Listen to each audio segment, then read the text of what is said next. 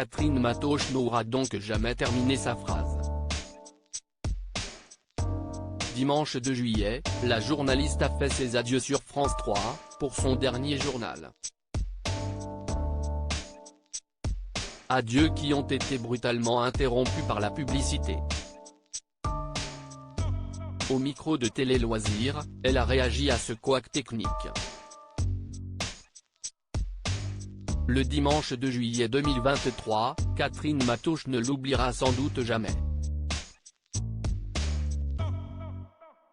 La journaliste a fait ses adieux aux éditions nationales du 12-13e et du 19-20e de la chaîne France 3, 3 jours seulement après ceux de Carole Geisler.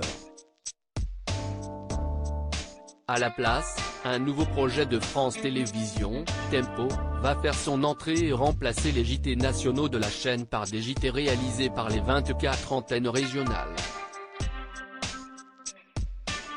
Interrompue par Francis Letellier pendant le journal, Catherine Matoche a eu droit à un magnéto retraçant les plus grands moments de sa carrière.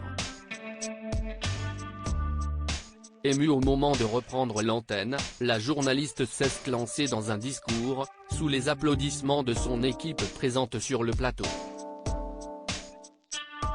Malheureusement, les mots de Catherine Matoche ont été brutalement interrompus par la publicité et la fin de son discours n'a finalement pas été diffusée sur France 3. Heureusement, la journaliste de 63 ans a pu compter sur la bienveillance de Laurent Delahousse.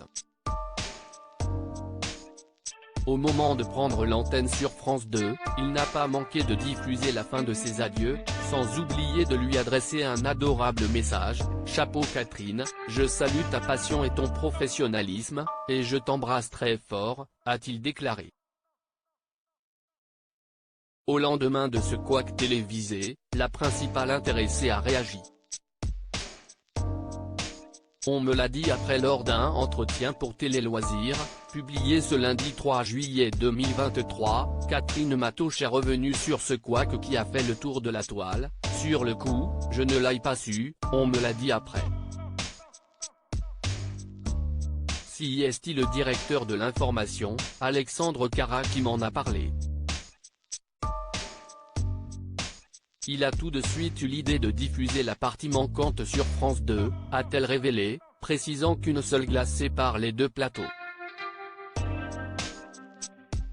Émue par les mots de Laurent Delahousse, Catherine Matoche a fait son éloge: « Il m'a offert un joli bouquet, il a été très élégant. Finalement, j'étais ravi que la partie manquante soit lancée par lui, je trouvais que c'était un joli signe », a-t-elle avoué. En ce qui concerne sa réaction face à ce problème technique, la journaliste est loin de ne vouloir à la production: « Je peux être exaspérée pour d'autres choses. Cet incident était déjà un moment passé. Ce sont des erreurs, les accidents font partie de la vie.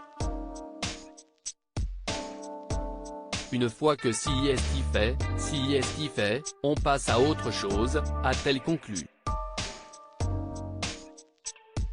Un départ à jamais gravé dans sa mémoire.